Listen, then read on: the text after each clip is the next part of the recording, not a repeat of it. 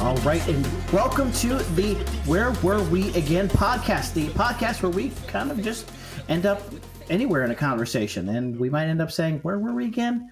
I am your host, Andrew, and I am here with the ever-amazing Brutality. Woo! Oh my gosh, I am so stinking excited. So I actually had not heard of Brutality at all until 2022, and I happened to catch you guys at Kingdom Come Festival in 2022. And I'll tell you this, it was very interesting too. There were some interesting timing things that came into play there. I was taking some photos of you guys, and they used those on the Kingdom Come Facebook page at that moment to kind of promote the festival, and I posted them. And out of nowhere, my dad texted me and says, "Hey, that's that band I was telling you about." And my brain went, wait, what? Hold on a second. Now, he's, he likes all kinds of music, but he's not a metal guy. He's not a heavy music type person at all. He's like, what in the heck is that kind of person? So he's like, he doesn't get metal. And so when he said that, I'm like, are you sure? And he's like, yeah, I saw them with my buddy, with our friend Ryan, showcase in Nashville last week. And I was like, okay, that explains a lot and why you might have heard a metal band. Okay, that makes sense.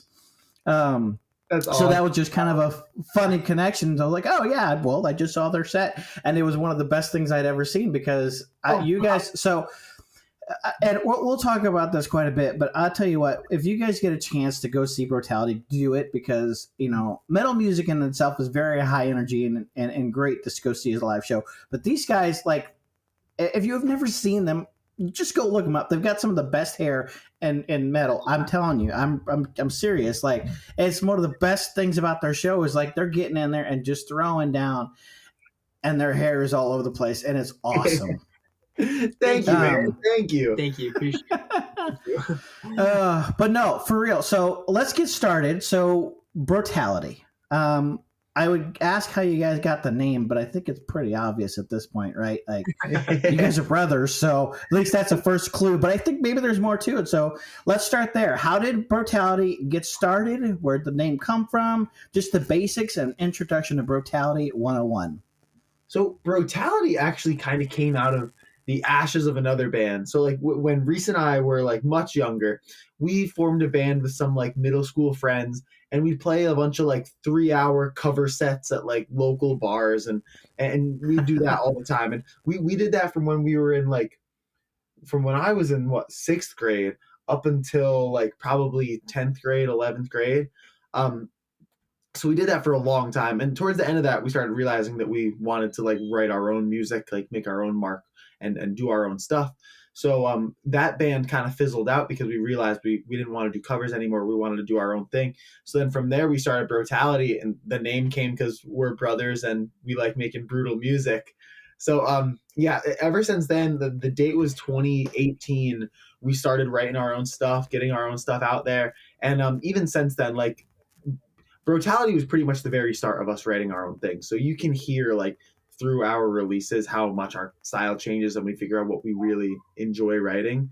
But yeah, that's basically where Brutality came from. And ever since 2018, it's just been more and more shows, learning what we like to write more and more, finding our own sound, and just kind of playing as much as we can wherever we can. Yeah. No, I mean, and that's fantastic, right? I mean, that's the biggest challenge in music, right? Is let's get shows. So if you get an opportunity to get a show, like, it's always about like, let's take it, right? Let's go for it. Yeah. And honestly, you guys, let's talk about that for a second. You guys got the opportunity to play some amazing shows last year. So 2023 was a big year for shows for you guys. Was there anything highlights out of 2023? Like, yeah, this is great. I mean, I can think of one, and I wasn't even there. Like, Bryce, you got up on stage at 13 Minutes last year on one of their big, like, coming back shows at in Wisconsin, right? That was awesome. That was at Life Fest in Wisconsin, and that was the first time at Life Fest in general. So, like, even just being at Life Fest, that whole festival was absolutely incredible, and it's always great to play a festival. And yeah, then I was asked to get up on stage and do some vocals with them, and it was just absolutely incredible. It was us, then there was also Zach from Blue Fire Horizon. So we had like a whole crew of people up there doing vocals, and it was so much fun. It was so much fun being on stage with those guys. Oh my gosh, yeah. Well, I'll tell you this: if there's two bands to follow, like two metal bands to follow on Facebook right now, Brutality, because it's just amazing to see them like with their live clips and well, the hair. Like I'm looking at your cover photo on Facebook right now, and it's just a perfect example of the hair. But the other one, I would say, this is just completely off the wall. But if there's any other band on Facebook to follow, it's Blue Fire Horizon. Because they crack me up so much because they're constantly picking on themselves. And there are Christian metal Facebook groups, and you're going to find them buried within that group somewhere making fun of themselves. It's hilarious. So that was a great combination. But what else stands out, right? Yeah. I think for us, like just as a band, for the individual, like for each of us too, we got to play our first international show last year. It was last March, and it was our first show ever international. It was in Mexico for this awesome festival called Exodo Fest. So, I mean, I think for obvious reasons, like that's probably each of our favorite shows we've ever played. We played like right before the last band on the last day, I think. And it was just like, it was so cool. Just the location of it too. It's kind of like in the middle of nowhere, like, at the base of a volcano in Mexico on this big stage. It doesn't get more metal than that. I mean, it really doesn't. Right? Yeah, exactly. So how could you pass that up? So we were like blessed with that opportunity. And we got to like tour like Mexico City for the couple weeks beforehand. Just like days. What? A couple days beforehand. Days. It was like kind of life-changing. It was awesome. That's fantastic. So let's talk about tour life a little bit, right? So you guys have gotten to experience a lot of time on the road in the last several years.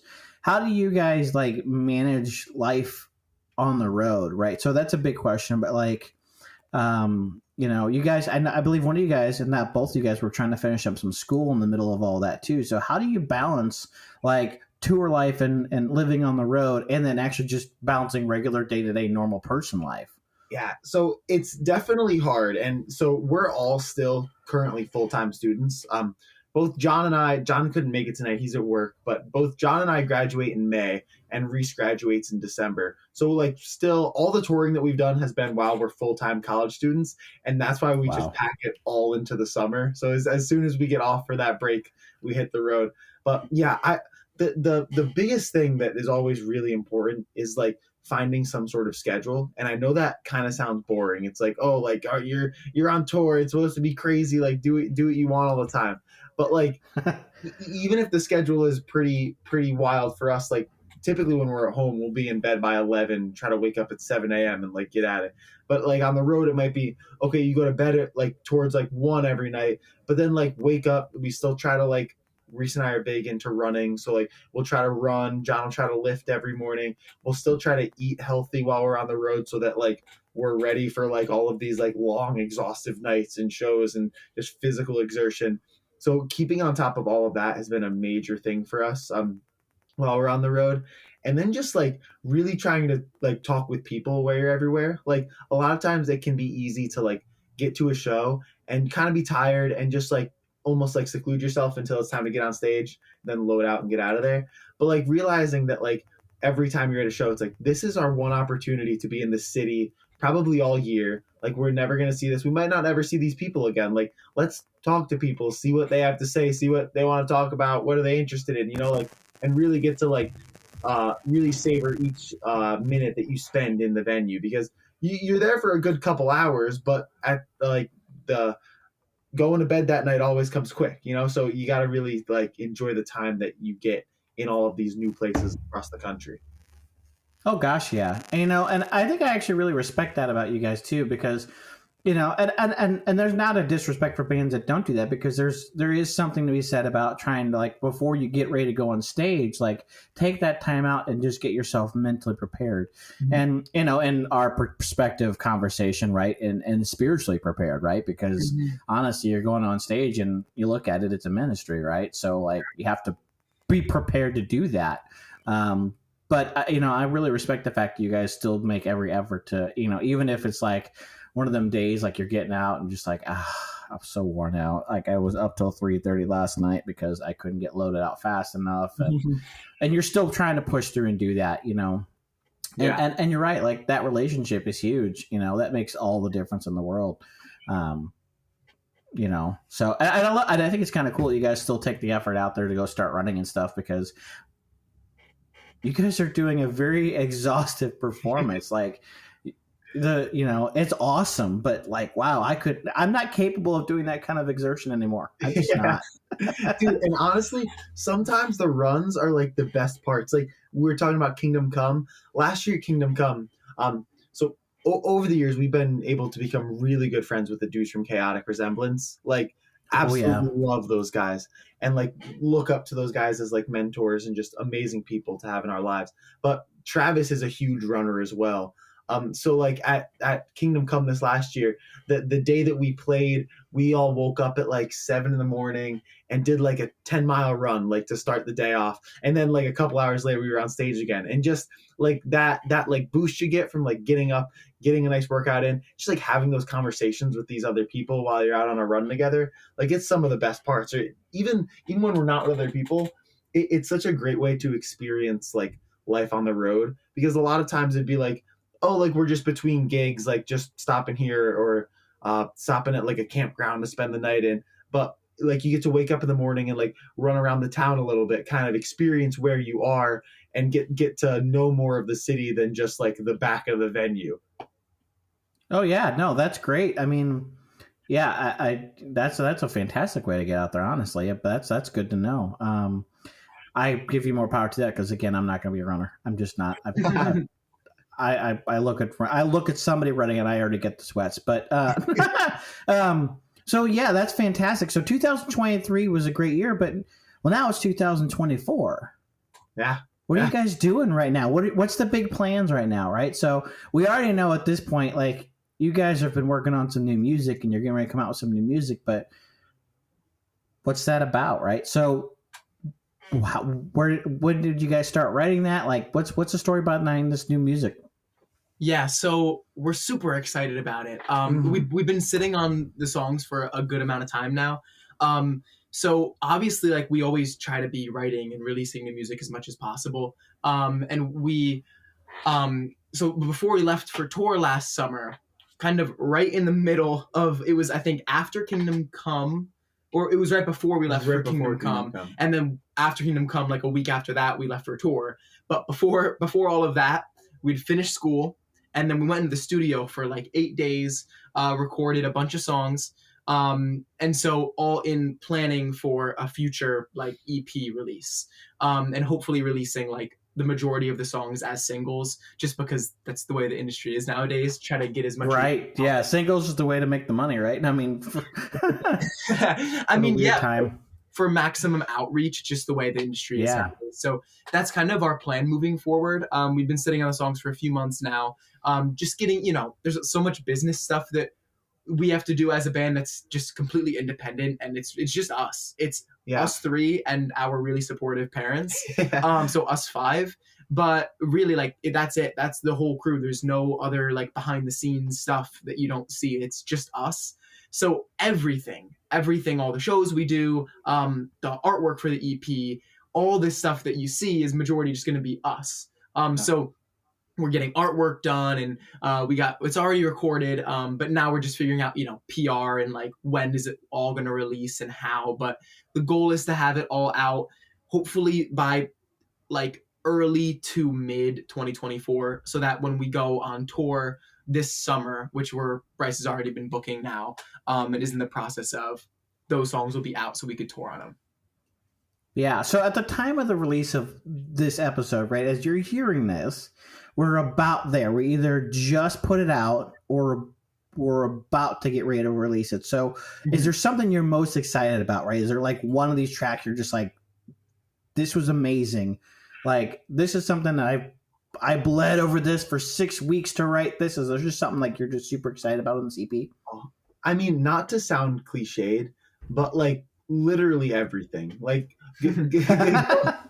Well, good, because I love whole albums. I'm a whole album guy, so that's great to hear. Going into the studio, we like made the pact with each other and just decided like we're gonna like just absolutely be brutal about every second of music on the CP. Like if there's like a bit of something that isn't interesting, like we're cutting the fat. Like we want this to be like just like we basically like, oh my gosh, I'm having a hard time talking. I'm getting so excited.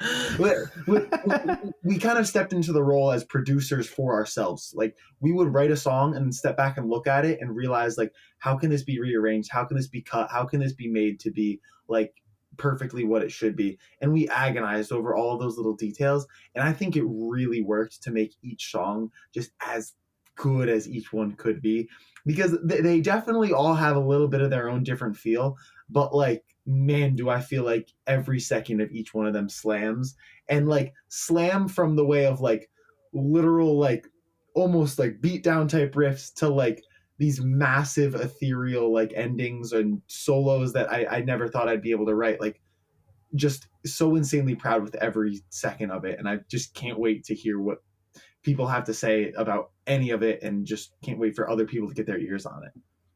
Oh, that's really exciting then, because I do love a good heavy stuff. Because like, you know, this year Project 86 decided to take things up a little bit further than they've ever gone with this Omni Part 2, right? And he just did something like I've never heard them scream that hard, and so he called the second half of the album the Brutality EP, and he was right. So I expect the most amazing brutal things from Brotality. So I am super excited for this. So look, if it's not out right now, it's going to be. So you should be right on that, listening to that as soon as it's available. We'll be dropping links for that when we get a hold of that. So be watching for that.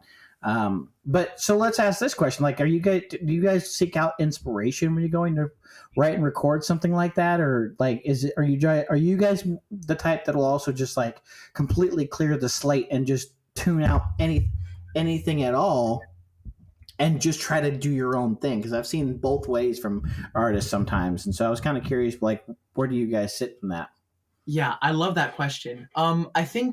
I think we're definitely very driven by our musical inspirations. Yeah.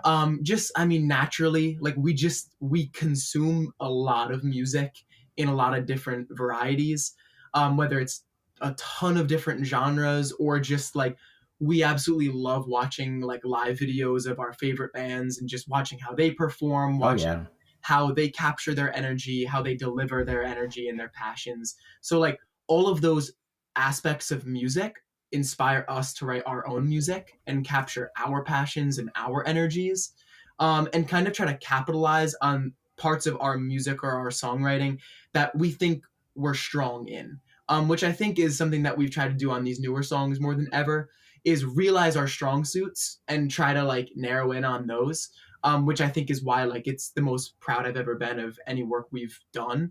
And I think we're all in the same boat with that.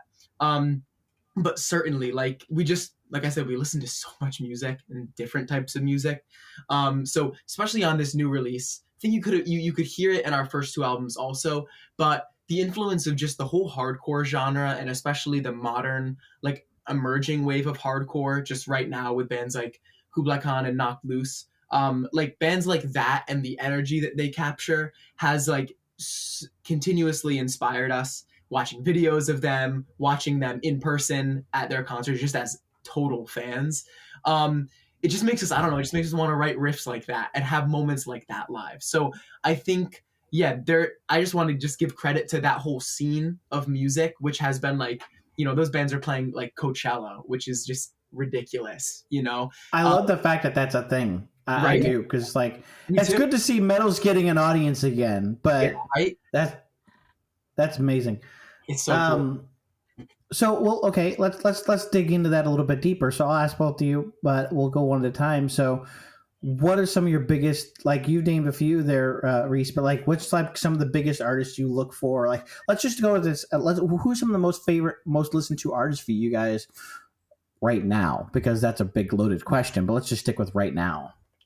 So right now, Well, I gotta start by establishing the forever right now, which is like Mastodon is a huge influence with all of us. Like we're all massive fans, and what they do with music is just incredible. So that's Mastodon is always up there, and like Bill I love Kelleher's it. writing for me.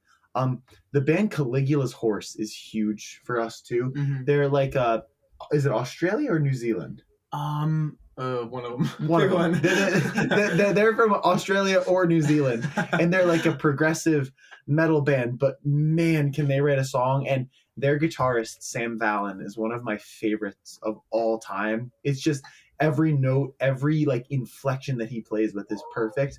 And that was a massive influence for me with a lot of the solos and the riff writing and a lot of the chord work on this album. We have a lot of like big like extended chords that I kind of pulled from Sam Vallon inspiration. So Mastodon and Caligula's Horse. But then I think a big thing has been really like somewhat consciously working on expanding our musical palette. Like Yeah. as we like live at school, we live with like four other guys, and they're all big musicians, you know, that they enjoy music, but like different stuff. Like one of our roommates is a big like 70s prog guy, or he'll like crazy mathcore. And then another one of our roommates likes a lot of like R&B and like really chill music. So constantly being around these different styles of music and listening and showing each other stuff has really like started to open up our musical palette. And even with that, like while we might not have anything that sounds exactly like it, like listening to bands like Godspeed You, Black Emperor, who are just like very, very ethereal and atmospheric, like have inspired us to make parts on our songs like more ethereal and atmospheric, and like give those feelings that you might get in like an ambient song, but while there's still riffs driving and drums going and vocals like singing right over top of it. So like a lot of different inspirations with it. But yeah, Mastodon, Caligula's Horse. I listened to a lot of Jesus Piece this year, and Reliant K as well. Reliant K is awesome. I love it. Let's throw like Mastodon in there, and then like, oh yeah, Reliant K, because can't forget Reliant K. Like I love how they're just worlds apart. I love that. That's why I love like, asking guys in the metal world like, what's your favorite band? Because you're gonna get like, yeah, you get some metal bands, and then you get that one just like, wait a second, that does not fit with the rest, but that's fantastic. Yeah. Reece, where are you at with this? Right, so Yeah. can you top something off the wall like that, or can you beat that? I think I might be able to, because so there's this like Instagram page that reached out to me like the other day, like upping like a newly started Instagram page just called Top 10 Albums. So anyway, just a cool page. Like just reach out to like smaller artists and ask them for their top 10 albums. So I think it kind of hit me then how like unique maybe in the least pretentious way possible that my music taste is. So I think like, so my top album ever is by a band called Deaf Heaven, which they're like shoegaze / black metal, and they're one of my favorite bands of all time. So that's like my top album. My second album is Forget and Not Slow Down by Reliant K. And then my 10th like favorite album of all time, I think I listed it as 10 or something, was a Dave Matthews Band album. So all that's a spectrum. Yeah. So all three of those bands are like some of my tops, and I just go back and forth and listen to them like it doesn't matter what day. So like I think though that like Bryce was saying, that's a really important aspect of just being a musician. It's like if you're a writer, you don't just read within your genre. That's like a well-known thing, right? Like to be a good author, you want to be well-read. So it's the same thing I think with music. You want to be a good listener. You want to listen to old stuff and new stuff and all the different genres. And I don't know, it's just fun that way too. Like music is such a beautiful gift that God has given us. So why turn aside some beautiful aspect of music because we're predisposed to like metal and not R&B, or metal and not Radiohead, you know? Like Radiohead, I listened to basically then just this entire summer. Like when we finish a gig and we're driving to like a Walmart to sleep in, I'd be listening to Radiohead or movie soundtracks or Sigur Rós, or so all those different types of bands. I think like, I don't know, they're all in my rotation. My Spotify rap this year was like, I don't think there was one metal band in my top 5 actually. Wow. Yeah. I was pretty surprised, but yeah, I think a lot of what I listen to is just I don't know, this past year was just a lot of stuff like Radiohead and Sigur Rós, like I mentioned, and Dave Matthews Band. So there you go. Yeah, no, I mean, really, that's probably the biggest telling of somebody, like, is to go look at your Spotify Wrapped, right? Like, yeah. Oh my gosh, and I think usually I'm not too terribly surprised, but some years that I'm like, huh, so that's a thing, huh? Like, right. Like, let's see, Project 86, 21 Pilots, Zana, KB, Nice. and some of my wife's music slipped in here, so there's some like Noah Khan and Harbor slipping in here, but yep. Yeah, so it's like it is like it's all over the place, right? Sure. I've got a little bit of a theme of some heavy, like hard rock stuff, but like, yeah, it's still just all over the wall, right? But so I think that's great. I love that. That's a great take on that. Like, I think that is a good value. It's like, just because you don't like something or it's not your taste doesn't mean it's there's always somebody for everything, right? Absolutely. So I think that's great to be so diverse. So. That brings up some interesting thoughts for me, because you mentioned some different things in that, right? And I want to let's tackle that a little bit, right? You talk about like, well, God's kind of got like such a beautiful like array of music out there. How do you guys handle faith and doing metal music? Because now, like, and it's interesting too, right? Because Christian metal has always had a stigma about it, whether it's true or not. About it's Christian metal. It's Jesus music. It's not very good. That's always a stereotype that sits with Christian metal, where that's Christian metal. That's not very good. Obviously, you guys break that mold, right? Like, you guys put a lot of passion behind your music and a lot of thought and effort into it, and you play your instruments well. How do you balance faith and what you do? So let's start there, but let's dig deeper into it further than that. But let's start there. How do you balance faith and your music? Yeah, so that's a great question, because I think it's really important. So I think I'll just answer for myself personally. Like, it goes with not just what we do with our music, but I think like with how we live as just people, individuals anyway. Whether it's how do you go about your job as a Christian, right? How do you go about your school as a Christian? Wherever you find yourself, whatever environment or circumstance God's placed you in. As a Christian, you have to ask yourself, well, how do I go about this, right? Like, how do I be a disciple? How do I be like who God's calling me to be within this circumstance? And I think like it's easy to get caught up in like different ideas of like, well, I feel persecuted here. I feel like I need to do this better. I need to go here or do that. And all these ideas of like, well, this is wrong. This is where you should be ministering. This is how you should be ministering. And I think at the end of the day, if you feel that God is calling you to a certain area or to a certain area of ministry, and you feel passionate about it and that you want to do that, then do it. That's kind of what I've always done. I think that's what Bryce always done too. We've always done together as brothers too. Never once have we felt like God has been calling us away from playing totally secular shows, from releasing the music that we do, right? Or from playing Christian festivals, right? Like Kingdom Come. In all these areas, I think it's kind of as simple as pray on it, seek his guidance first.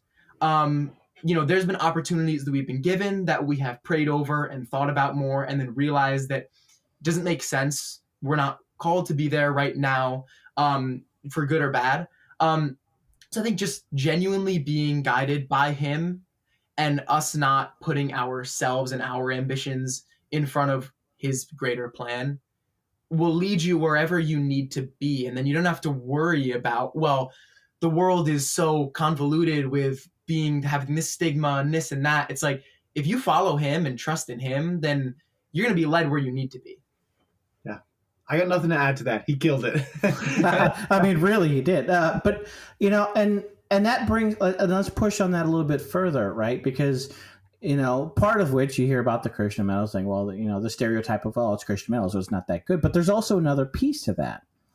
You get the amazing metal bands that say, well, we're not a Christian band. We may be some of us may be Christians, but we're not a Christian band, right? I guess you could look at August Burns Red for that, right? Mm-hmm. Like, some of the guys in there are still out preaching at their churches on, over the, occasionally, but they don't call themselves a Christian band. They don't play with Christians. They don't go with Christian bands on tour. They don't go to Christian venues. But yet, they've they're one of the biggest influences metal today, right? August Burns is just huge. Yeah. But they're, and then you got bands that identify as Christian and they don't get that, so where do you, first and foremost, and this is a terrible thing to go through, but it's where do you guys sit with the idea of identifying as a Christian band versus just a band of Christians? Because honestly, for me, I it's where we're at with society. It's we have to identify ourselves, but to me, I don't think you should. Mm-hmm. It doesn't matter. Mm-hmm. And I was talking to Jamie Kuzinski about this a couple episodes back, and it was look at the fruit. Let that speak for it. Yeah. Just because they're not identifying as a Christian band, but if they're Christian people putting out great music that's not going to harm your soul, then what does it matter? Yeah. So very much like what you're saying. We don't very much like what you were saying with August Burns Red. We don't label ourselves as a Christian band, because just like what Reece was saying about finding God's calling and listening to where He's has you going in your life. We feel we were put here to help those people and be a reflection of Jesus to those people who will never hear it otherwise. And for worse, a lot of people who just as soon as they hear that label Christian metal, it's immediately I'm not listening. They immediately shut it down. And then that awesome message that so many Christian metal bands have is just, it never gets to anybody else because they just don't want to hear it. They immediately shut it down after they hear that label. So we feel called to be reaching those people, and metal is such a great avenue to do that because there's a lot of hardship in the metal scene. I mean, metal is unique in having broken people, but there are definitely broken people in the metal scene. And it's definitely a place where a lot of outreach can happen, and where a lot of outreach can happen to people who probably wouldn't step foot in a church otherwise. So by kind of not calling ourselves a Christian band, even though Reece and I are Christian, we feel we open ourselves up to reaching those people who really need to hear the message, because they're probably not going to walk into a church and hear it on a Sunday morning. Yeah, absolutely. Yeah, I love that. And I would add that I think that there is a place for the label Christian metal. There are certain bands where for me as a Christian, I need them. For me as a Christian, I need to hear a band who might label themselves as Christian metal and who every song might be almost sermon-like, right? Oh yeah. I have needed that a lot in my life. And just we've played with bands on tour where God is spoken through artists on stage, where we're in the middle of tour, new things every day, and you get distracted. And I've been recentered through bands like that, middle of tour, while we're trying to minister to other people. So I think there's this interesting kind of dichotomy in Christian bands, or I would just say bands with Christians in them who have a heart for ministry. There's the ministry to Christians, almost pastoral. And then there's the ministry to the outreach ministry to people who are completely outside of that. Yeah, and I don't think either one of those, whether you label yourself, is exclusive to one type of band or the other. Yes. Just cater more one way or have an impact one way or another. I think the label is more effective for one way or the other, whether you use it or you don't. So us not using it opens up the doors to people who are not Christians, who wouldn't listen to, well, I'm not Christian, so I'm not going to listen to Christian metal. Those people can listen to us, and it's not because we just want to get bigger outside of the Christian scene. I think the secular scene's a whole way bigger pool than the Christian scene anyway. Right. So by us just taking off the label of Christian metal, and like you said, faith is still in my lyrics. It can't not be because I'm a Christian. Basically every song I've ever written has just naturally included God or been about my faith somehow. Right, even just thematically. So I think it's all in there. And yeah, it's just kind of as simple as let the music and our message from stage speak for itself. Mm-hmm. Yeah, and you guys hit that like right on the head for me, because that's kind of where my brain has been at, especially the last year or so. Like, it doesn't matter the label you're using. It's by the fruit, and and you spoke to that perfectly right there, right? It's like no matter what, through the fruit and the time you spend in the word and all of that, like, it's coming out in your lyrics whether you want it to or not. Somehow it just makes its way in there. But the reality is like, I think you guys hit that perfectly. Sometimes it's okay to use that label because you were specifically seeking out that audience, and I love the fact that you used pastoral, right? Like, that's like, it's the body trying to feed the body, because sometimes that's necessary, right? Yeah. And then sometimes not using that label is the better way to go, because that's who you're trying to reach and who you're called to reach. So it's depending on what your calling is that can determine whether that's right or wrong for you. And there's nothing wrong about either direction, mind you, but it's what best fits your calling. So I think that really hit that really well. But now I want to shift that piece a little bit, and let's dig into that further from a different perspective. So we've kind of talked about that, but now let's talk about, like, the fruit of it is you guys are going out and you guys don't label yourselves as Christian bands necessarily. You're some amazing Christians that are putting out some amazing music. How do you go into some of these places that are certainly far from a Christian environment and still get to maintain like your faith and how do you like keep up your faith in some of those places, especially because when you minister, you have to pour yourself out. How do you fill back up, especially on the road? Reece, you mentioned something that kind of caught my attention about, like, you're on tour with the band and they said something that centered you back up. Like, what are the things you guys are doing to center yourselves in that while on the road, or even on your day-to-day life when you're not on the road? I think a big thing, especially for me, is just like daily, like, reading in the Bible. Like, I start out, every morning I wake up and Reece, myself, my dad, my aunt, my mother, like, we all read the same chapter of the Bible every day, and then like send little like wrap up texts to each other and summarize it all together. And then from there I'll like I love the Bible app just because it's nice and easy. Like, I'll do their like verse of the day, and then I have a devotional that I do with my girlfriend that will like summarize it with. So like, just being in that every day, and for me, starting my day all the time with that, and like letting that kind of lead me as I go throughout my day is definitely a massive part of it. Yeah. I think just guarding your heart, like being aware that you're in environments that aren't like necessarily spiritually fulfilling, just the environment itself, right? Like, if you're going into a place that isn't like defined by God, you have to guard your heart, I think, right? Yeah. And I'm not saying I don't want to ever people to think that, oh, well, we're going into these really terrible places and dark people. like we have had maybe not any, but very few negative interactions with like bar owners or venue owners or other bands who like they'll have straight up like anti-Christian imagery and lyrics, and they're the nicest guys in the world. So oh gosh, yeah. So I don't want to spin that narrative, but I think like Bryce said, I just the simplicity, like bringing the simplicity back to just being a Christian, the things of just getting in the Word, praying and actually praying, distractionless praying. I know for me that means like getting away, getting out of the RV when we have an off day and going for a walk, right?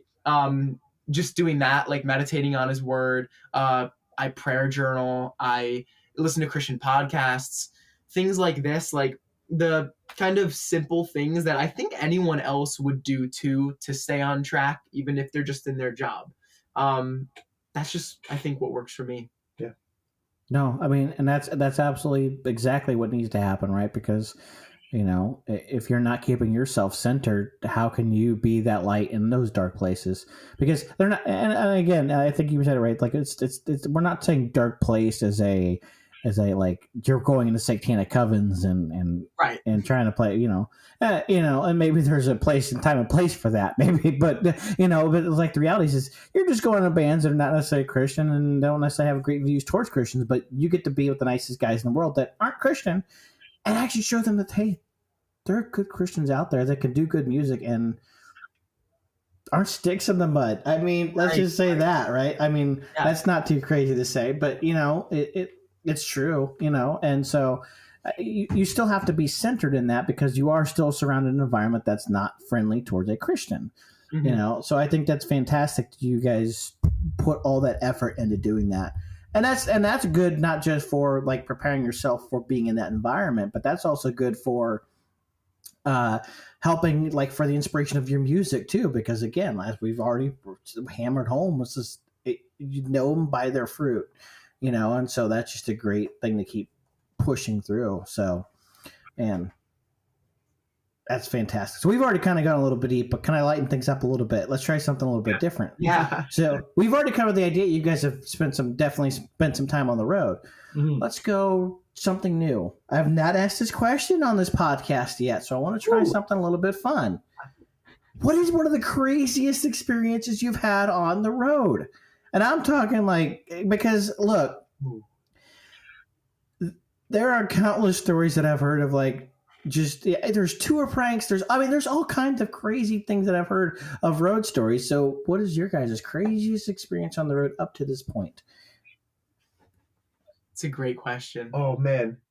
Cause it's hard. Cause there's a few that come to mind, but there's also too many, but there's also not enough. I don't know. It's hard. It's hard. Now that you mention it, I'm totally blanking on any of them. Yeah. I think one, it's not crazy, but I think it's kind of funny. So in Mexico, the first and only international show we've played so far. So we had known, don't drink the water they have there. Cause our bodies aren't adjusted to it. So we did, right. We stayed away from that. We played it smart. We didn't. So, and I still don't know where we got it wrong. We figured it might've been the food. They might have the water they used in the food, because we went to Mexico City for 3 days before we went into the festival grounds. Because it was our first time for Reece and I ever being out of the country or on an airplane. So we were well, let's enjoy it a little bit more. So we spent a little time in Mexico City. Yeah, we did a little family vacation because our parents always come with us. So it was us three and then our parents. So we were trying all these, and Bryce and I and our parents too have been vegan for 17 years. So we're in Mexico. There's tons of vegan restaurants. So breakfast, lunch, and dinner. We're eating out all the time. Yeah. The best food I've ever had. Wow. Okay. All right. And we're not getting the water or anything. But it's hard. I don't know where we went wrong, but then we just started to drop off like flies. And so it ended up being the second or third day into the vacation, we were going to the National Museum. I was still feeling great, but I was the only one who was. Everyone else was ready to leave. And I was kind of dragging them through it. Everyone just terrible stomach pains and just the gross stuff that comes with poisoning. So anyway, then we had to go play the festival. So when we got to the festival, we were able, everyone felt better, a little bit better, but that's when it hit me. So none of us were feeling right. We didn't know what to eat. We didn't really have a lot of water, so we weren't drinking a ton of water either. And just getting adjusted to the new weather and climate and everything there on the volcano. It was such a weird, wild experience. And so that bathroom in our little cabin was well used. Yeah, and hopefully not to take the details too far, but the overnight the plumbing at the place the festival was on had went out. But oh no, we were at the point where whether you could flush or not, you had to do what you had to do. Did you do it right? It was just you had to stay out of that cabin for a good while. We wore 2 pair of underwear on stage just in case. Yeah, that was a first. It was rough. That was a first. Yeah. Man. Yeah, I didn't eat anything that whole Like it had gotten really bad, and then that day of, I was like, we've traveled all this way. There's no way I'm not getting on stage. So I just didn't eat anything like the entire day, which didn't feel great. And then I wore 2 pair of underwear, and ended up being fine because I didn't have anything in me. But that was pretty wild, I think. Oh man, that is definitely on the top list. So you go down to Mexico, have a great time, get to eat all kinds of great food. All of a sudden, your stomach turns. Yeah. Oh. Now you're up on stage on the base of a volcano, wearing 2 pairs of underwear, having the best show of your lives out of country. So and the worst part of it is that I got hit first with the sickness, and I got hit in the morning of like our 3rd day, and we're at this restaurant because like with the exchange rate, like everything is like crazy cheap. So we were like, oh, we're eating out all the time.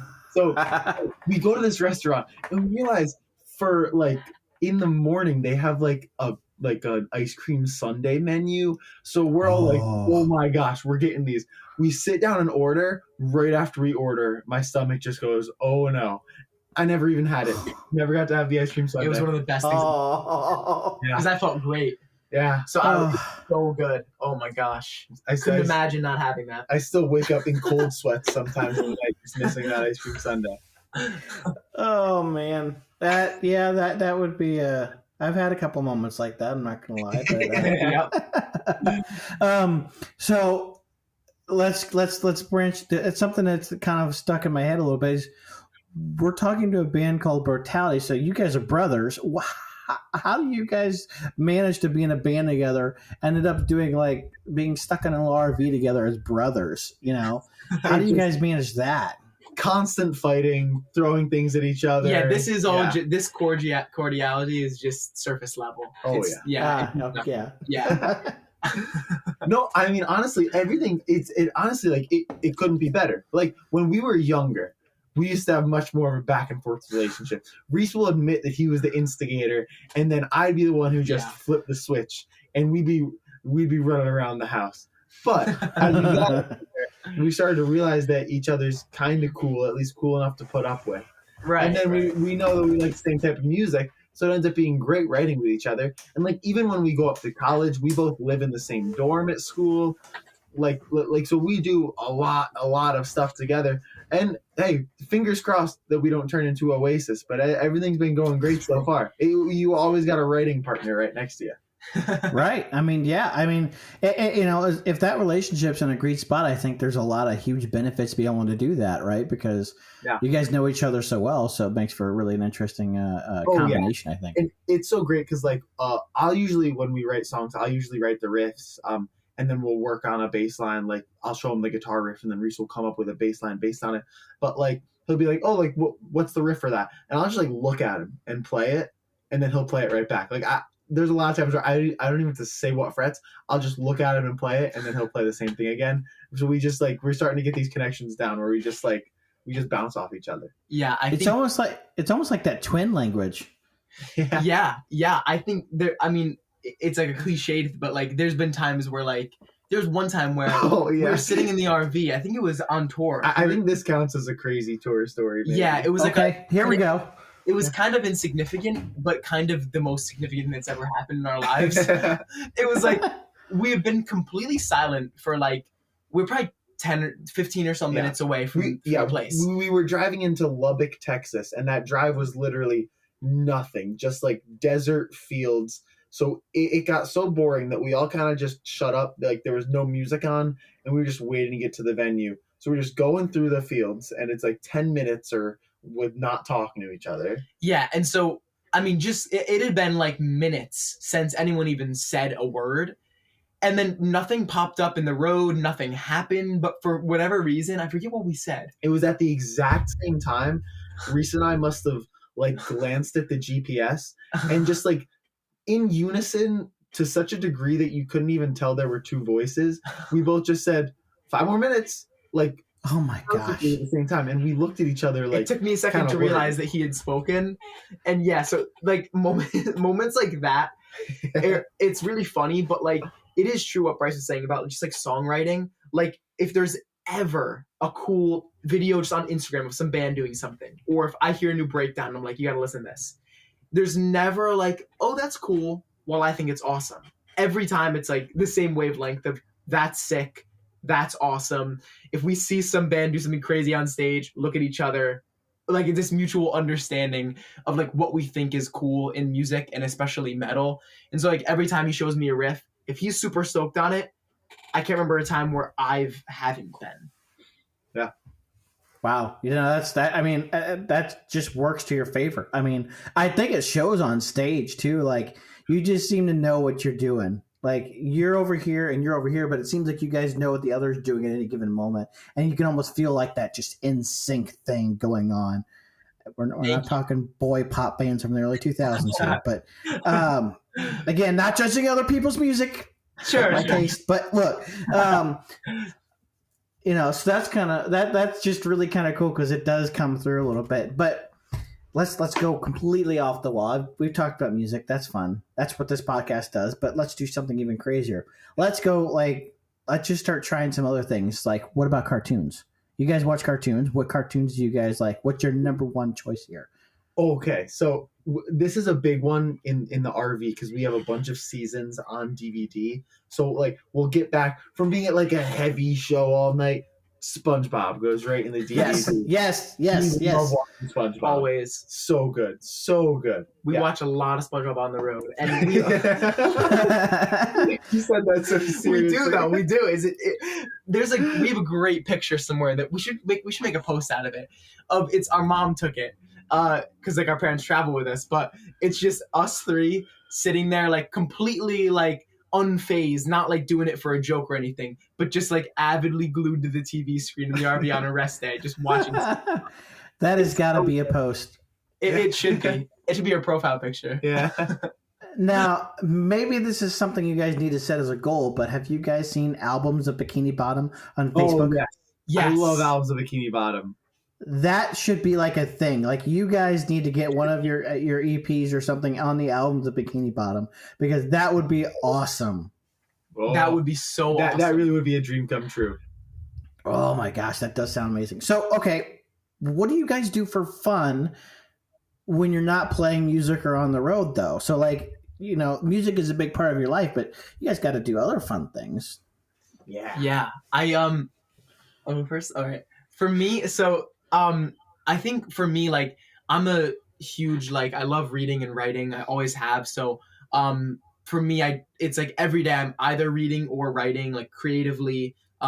So I love doing that. I'm constantly reading books. So that's like my biggest thing probably. But I love to bake. Like when I'm home, I think we've got one in the oven right now, or before it just came out. So I love baking. It's super relaxing. And I mean, apart from music, like we love being super active. So like whether it's rock climbing or mountain biking, like we've been mountain biking for like 8 years or something? Probably like 10 years. Yeah, but like mountain biking is huge. Yeah. Like our school is also in a very like outdoorsy small town. So there's a bunch of mountain bike trails that we hit all the time. Yeah. Rock climbing, like Reece said, is really big. There's a bunch of climbing gyms around. Like we said, running and just like keeping in shape, like going to the gym is big for us. Going on hikes, like even we both have like longboards that we'll like get around campus on and have fun that way. It's really just like anything that gets us outside. Oh, if we can find a lake, and especially a lake that's got like a rope swing or something, we'll be there for 12 hours. Like just getting outside is a massive one for us. Yeah. All right. I totally get it because sometimes it gets tired of four walls. Yeah. Yes. Yeah. Yeah, it looks like I'm in a tiny box, but it's a decent sized room. But it's nice. I don't want to be outside right now because it's warmer today than it has been. But like it's been a cold winter, so I want to get warm again so we can be outside. But yeah. So let's try something even crazier. What is the thing you guys like if you're not going to be doing anything and you're just going to want to sit down and watch something that's not a cartoon? What's the top like movie or TV show that you're just like, yep, that's what we're going to watch? I love this question. So I think in terms of like, it's hard because there's so many. I love watching movies. Like I'll watch like a movie at the end of like every day if I'm able to. So I love watching movies. But my favorite movie like right now is the new Dune movie because I'm a huge fan of the book. Huge fan of the books. Yeah, I mean, I know this isn't the video yeah. I was gonna say, I was wondering if you're gonna point that out. Yeah. So I'm a huge Dune fan. That's one of my favorites, and I mean, I think in terms of like TV show, there's a bunch. The one that comes to mind closest because we just finished it is we just watched season 1 of True Detective, which is like one of the best seasons of TV I've ever seen. Just like the acting, and I like true crime too. So yeah, True Detective was so good. I'm like hyped on that recently. Yeah. I'd say for me, it's probably like I like to watch a lot of those like more like the nitty gritty true crime stuff. Like especially a lot of those like Netflix like shorter like 4-part series on something because it's nice. Like if I can relax, just put on like a 45-minute episode of something and then get back to what I'm doing. That's great. Like yeah, that or like a lot of times instead of watching TV, I'll sit down and watch YouTube. And I love watching like mountain bike videos or like Donut Media is a big one for me. Just like watching people do funny stuff with cars. Like that's always good. Or Fail Army. They're great. I love that. Yeah, dude. Or Fail Army. If I can just sit down and watch ball for 10 minutes, I'm so happy. Yeah. Yeah, no, that's fantastic. Let me try something. This is. I'm gonna try a risky move on my part now. I'm gonna try this. Let's see how this goes. This may never ever happen again. So if you're listening to this podcast, you may never hear this happen again. We'll see how it goes. Let's try. You guys ask me a question now. Fair game, wide open. Let's try something different. All right. Ooh, this is good. If you're on the road. And like you're going from show to show or whatever you're doing, and you're stopping at a rest, like not a rest area, but just off the highway. There's every restaurant option you can. What's your road trip restaurant that you're picking for the stop? Oh, so easy. That is so easy for me. And I don't know if you guys have gotten to experience this yet. It's Taco John's. Taco John's? No. Taco John's. Yep. And it blows Taco Bell out of the water by like tenfold. Wow. And I'll tell you why. So it's great food. It's about the same price as the Taco Bell, but the food's better. Like I'll get like a soft taco, right? That's like always my go-to for Taco John's. Taco Bell, you're getting like just a little bit of meat in the bottom with a bunch of lettuce, and okay, here you go, right? They'll put the cheap stuff in there and fill it up, right? Yeah. Taco John's fills about half of that taco shell with meat. Oh, and then they load it down with everything else. Like this thing is loaded. You take that taco out, it is filled to the top with everything, and it is heavy, and it is full, and it is amazing. Dang. For context, right? Taco John's, up until recently, as a matter of fact, was the reason Taco Bell couldn't use the phrase Taco Tuesday. Taco John's was the one that held the legal rights to that phrase. Oh, wow. Man, look at that. Right? Oh, gosh. Dang, I didn't even know Taco John's was a thing, but we're huge Taco Bell fans, so we got to hit a Taco John's. That's awesome. Now. You absolutely do. So if you guys go like out in, you're going to find it in like Iowa's, some of the more rural areas actually, okay. But like Iowa's, Wyoming is going to be huge because they're based out of Cheyenne, Wyoming, but Nashville's starting to get some. I think there's one in Franklin. But yeah, they're kind of more in the Midwest, but like the more west of the Midwest. Okay. Okay. So more north Midwest area. So yeah, you'll find it out there. Make that a stop. It's fantastic. But yes, if you want to try me for again, if I'm going to head out east, I'm a Sheetz guy. Ooh, Sheetz rocks. Sheetz rocks. Best rest station. Yeah. I haven't made it down south or any of those, so I haven't done like a Wally's or a Buc-ee's or anything like that yet. Buc-ee's is sick. I'm getting close. I'm getting a really good chance to because I'm in St. Louis, so my opportunity for that is growing. Wally's is coming close, and they just built a Buc-ee's in Springfield, Missouri, and I'm down that way all the time. So my opportunity is getting to be a real thing. I don't get to make it far enough south usually for that, but now it's getting to be a thing. So maybe next time he goes to Chains Unchained, you ought to go stop at the Buc-ee's down there because it's now going to be in 2024. So dang, here we go. Yeah, there you go. Man, I would love to make it to a Chains Unchained. Like, dude, they're awesome. Okay, so there's so many great, amazing small like festivals out there. Kingdom Come, free festival in the middle of Indiana, has amazing bands, and it's amazing. And then not a month later, you've got Chains Unchained. That's a tough call. Yeah. They're both fantastic. Absolutely, right? And it's tough for me because I can only pick one of the two. Yeah. Because, unfortunately, I don't do music for a living, and I don't get booked at festivals yet. I don't know. If you guys need a podcaster sit in the corner and interview bands, like let's do that. There you go. There's an opportunity, right? Let's do this like a sports game, right? You come right off the full court, you're walking off stage, and here I am sitting in the corner. So tell me, how did you feel about that performance tonight? Did you really did you give it all you had out there on there? Maybe there's an opportunity for that. I do photography. I don't know. If you guys want to book me a room, I'll come down and shoot your festival. Okay, heck yeah. Good to know, right? But no, it's tough. Like, there's so many good ones. Chains Unchained, Kingdom Come, Life Fest is amazing, right? That's up in Wisconsin, right? One of my favorites, like if you're going to go like the bigger festivals, is going to be Uprise. There it is, Uprise, right? Yeah, awesome. And that's kind of more up in your guys' area anyway, because you guys are based in New York, so Uprise is not relatively that too far away. We grew up as kids going to Uprise like pretty much every year, and then for the last 2 years we've actually been able to play it, which is like a dream come true.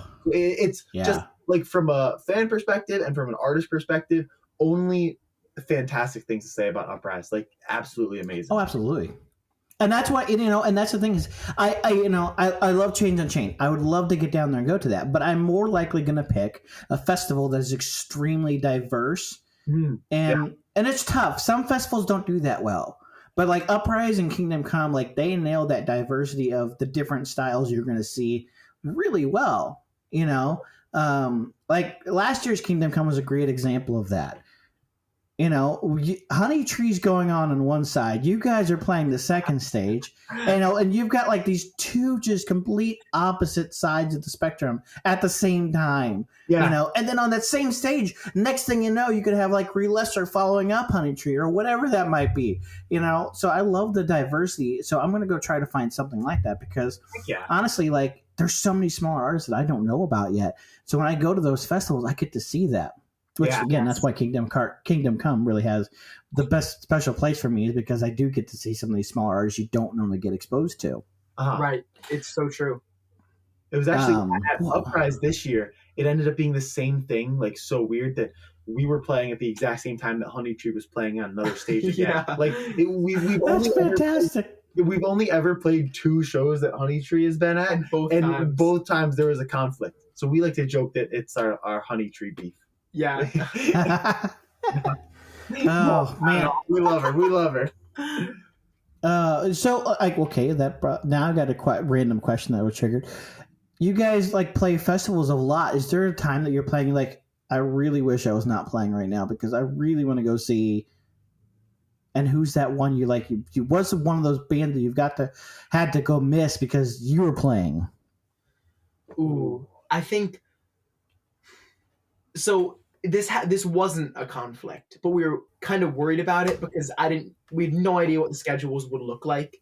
So this year at Uprise, the lineup was so good. The thing about Uprise is, so the thing about Uprise is there's 3 different stages. So there's like the hip hop stage, the hard rock / metal stage, and then the main stage. But at the main stage this year, they had like 3 like harder rock Christian bands that were just too big for the hard rock stage. So it was Striper, Red, and Skillet. And Striper. Oh wait, you said that. Yeah. Sorry. I thought you said it. Striper, Red, and Skillet, and Striper. And Striper. Yeah. Striper also played. Yeah. Don't forget Striper. Yeah. So anyway. Did you say Striper? Yeah. Oh yeah, shoot, they did play. But so we were playing the like hard rock stage, on Saturday when Striper Red and Skillet were also playing, and they were going to be playing. And didn't Disciple play too? Yeah.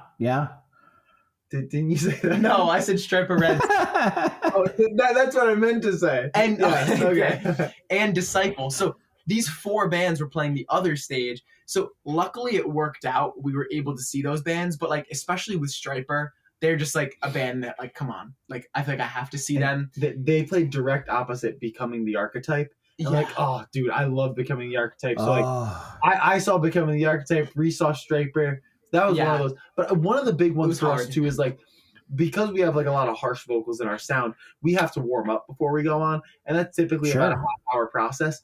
So there's been so many times where like we're playing with a band that we really want to see that's playing like maybe right before us, and like we have to go warm up because it's like if we don't warm up, we can't do what we do. So it's like, oh, I want to see these guys so bad, but like I have to be in the RV getting my vocals ready. And like that's always the big bummer, and that happens somewhat frequently. Yep. Yeah, I mean, it's bad enough as a fan, like you go to a festival and you're at like Bryce is a great example. There's 3 stages and you want to see somebody at all 3 of them at the same time. Yeah, I know. And it's bad enough, like now you're the artist and oh my gosh, they can't believe they booked so-and-so at this festival. I have never seen them and I've been, and I gotta do my thing. Yeah. Oh gosh, man, that's hard. It's hard enough as a fan, man, I tell you. I tell you what, like, is there somebody like in the last year that you guys have discovered and were just like, holy cow, who are they and why have I never heard of them? Ooh, for me, this is a mouthful, but the band is called "The World Is a Beautiful Place and I Am No Longer Afraid to Die." That is a big mouthful, but that sounds like it's a good band though, just on the name. Yeah, and so like I heard of them because I saw like a festival flyer and they took up like an entire row while all the other bands had little snips. So like I knew of the name, and then I was actually looking for something to listen to while I was in class at school. And then I always sneak one little earbud under my ear. So I was like, oh, let me give these guys a chance. So I put their whole catalog on shuffle. And I remember like while I'm taking notes in class and like listening, there were a few little parts that caught my ear. So I went back and listened to their newest album and like absolutely loved it. I discovered them in like maybe late October, early November. And like one of their songs was like my 8th most played song of the year. Like I absolutely loved it. And they went from being like a Midwest emo band. It's like their new stuff is like very like progressive. They have some like 15 and 19-minute songs and they're real ethereal. Like I love those guys. Those are definitely my biggest discovery of the year. Reece? Yeah, I think so. There's this band called Johnny Booth who is like probably they released my favorite album last year. Favorite album of last year. They've been around for like 10 years or so, at least putting out music for that long. But this year they released a new album and it caught my attention. It's just so good. It's like it's hardcore, but I don't know. It's so good. It captures so much energy. They're one of those bands where like if you listen to a song by them, you can immediately recognize them if they're ever played again. They have their sound dialed, incredible list, and I got to see them live. So Jeremy from Earthgroans, we played a show with Earthgroans on tour this summer, and we played a show with them. I think one other show with them in the past. So when we played with them this summer, Jeremy had said before we left, he was like, "Hey, just if you're in," he's like, "You guys are from New York, so if you're in like Syracuse in the end of August, we're playing a show with Johnny Booth." I hadn't even heard of Johnny Booth at that point. And I figure like we're still 2.5 hours from Syracuse. So I was like, oh, awesome. But I was like, I don't know if we can make that work. It turns out that just an act of providence where I was going to go, we were home from tour. 3 days when I got home from tour, I was going up to visit my girlfriend who lives 10 minutes outside of Syracuse.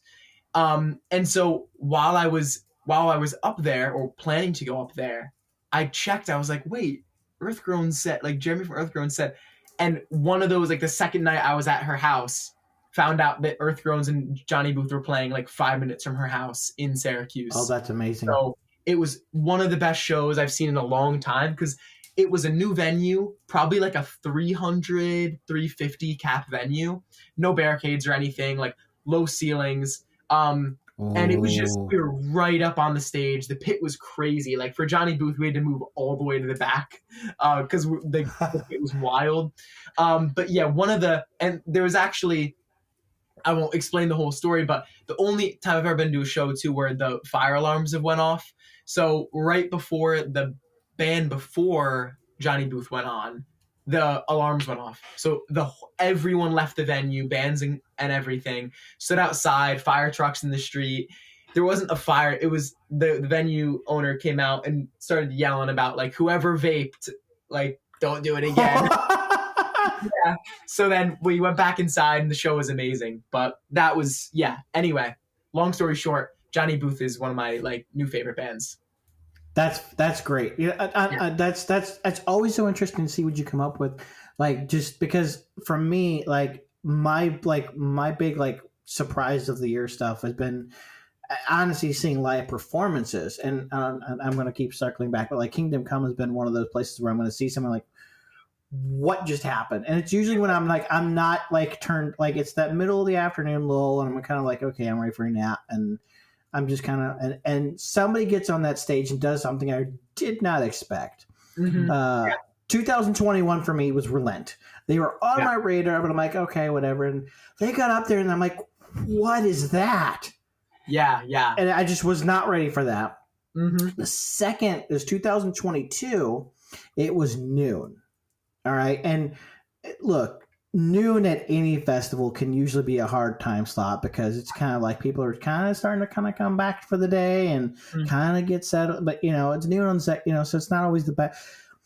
These guys, at the time they were known as Sean Olivier, but now they're the Nameless. They get on the stage and it's just this, it's a DJ and two MCs that come just like, okay. Yep. All right. You're good. Yep. All right. You guys ready? And they flip they play the track, and then I've never seen this happen. There's like 10 people in front of the main stage at this point. By the time their first song was done, half the festival was in front of that stage all of a sudden because they had such an energy going for a hip hop group at noon on a Saturday at a festival. Wow. They pulled everybody in and just got their attention. Like they were just, that's the stuff that I'm paying attention to. This last year, the same thing happened to me. I'm sitting in the sound booth editing some photos. I think it was not long after your guys' set, actually.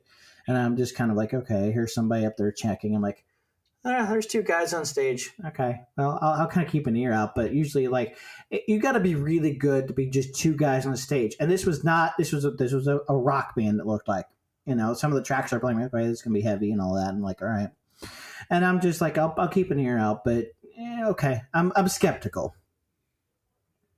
And as soon as they hit that first verse, I sit up and I'm like, what just happened? And it caught my attention. I just stared for the full set. I'm like, I don't know what I just witnessed, but it was the best thing ever. It was American Arson. Oh, nice. Oh, awesome.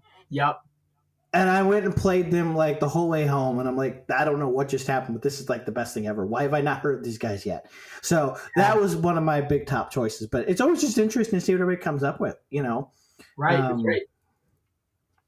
But yeah, so, I appreciate you guys coming and spending all this time with me and stuff. So we've been going a little long. So I want to kind of circle back a little bit because I want to always kind of bring the focus back around to like why we do the things we do and whatnot. But I think in this particular conversation, I think one of the best ways to bring that back around is just, let's just say that, God forbid, but this is the last thing you could get out to anybody listening.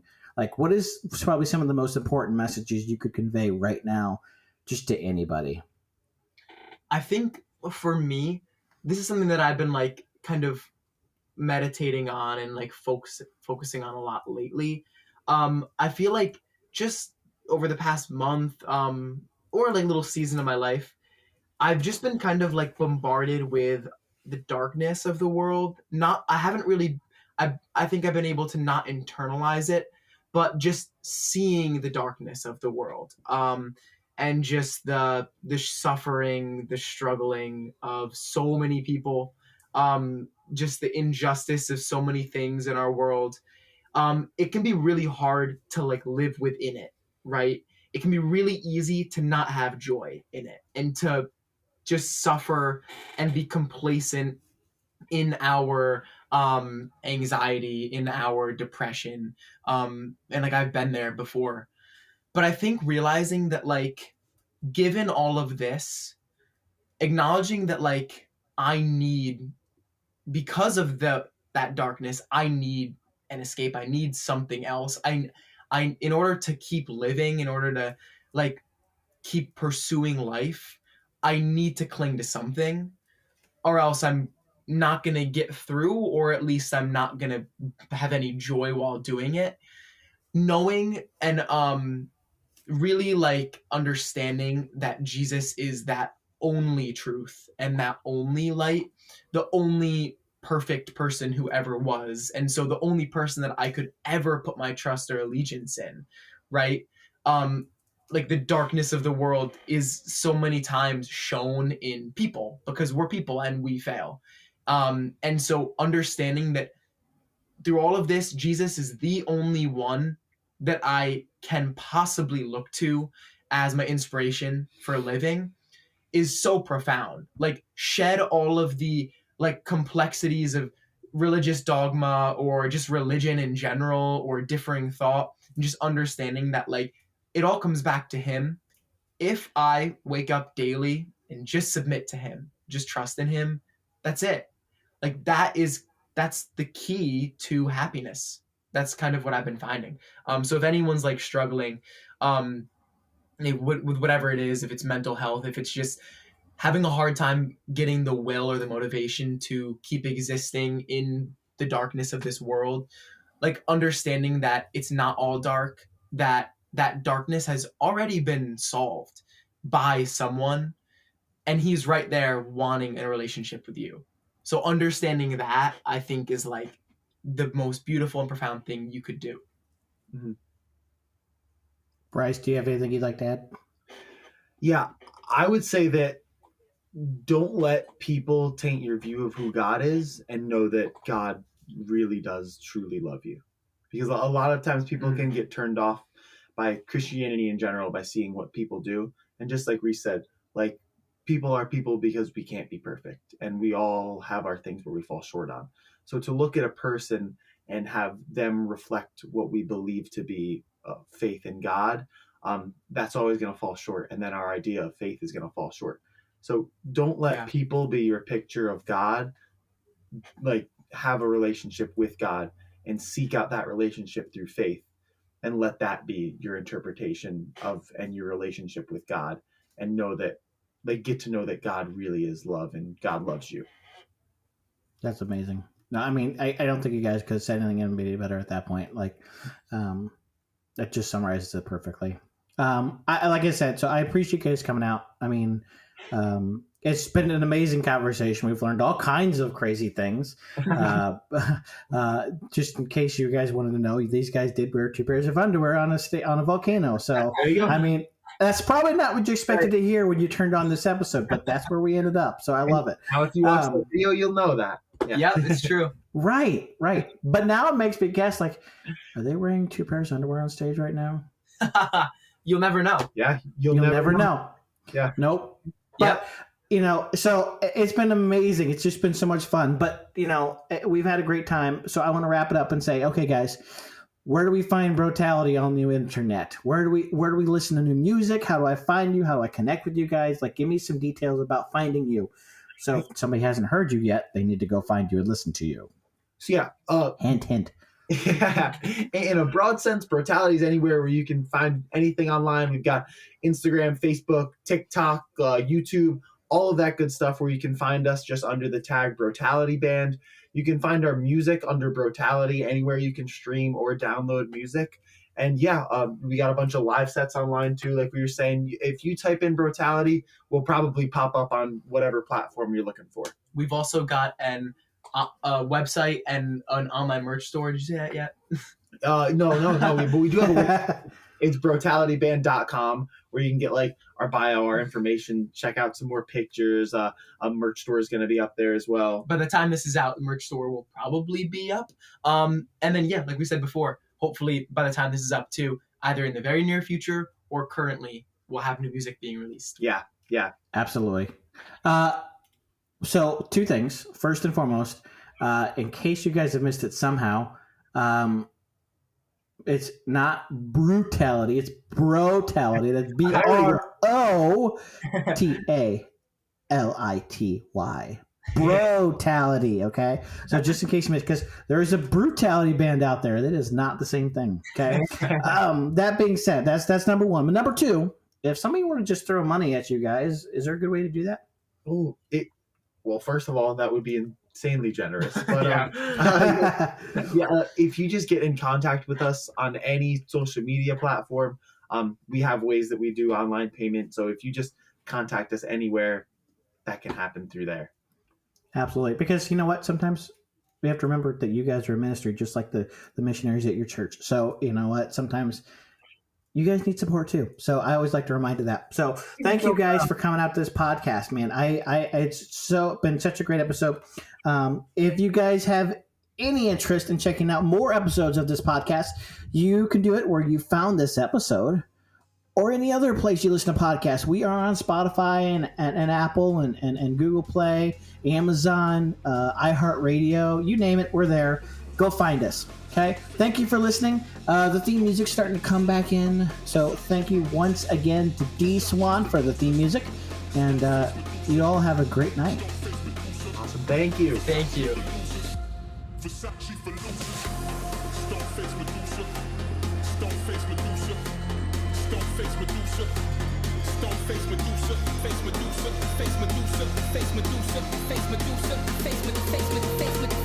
Don't miss with that 808.